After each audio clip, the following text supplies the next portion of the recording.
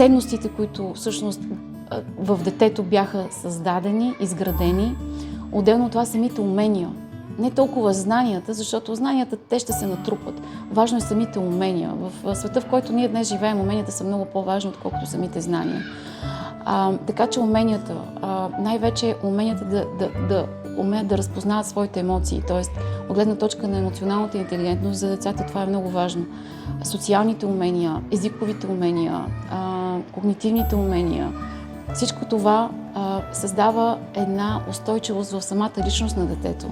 И всъщност, когато видях как детето ми в една абсолютно непозната обстановка, той се чувства спокоен, уверен, достатъчно ангажиран към нея, абсолютно спокоен да зададе въпрос, да се запознае, да поръча. Когато е в една чужда обстановка, англоязична, той да започне съвсем спонтанно да разговаря на английски с непознати хора, тогава аз всъщност разбрах, че не само това е правилната детска градина, а всъщност това е действително една за мен неосъзната до тогава мечта за това как трябва да изглежда детската градина.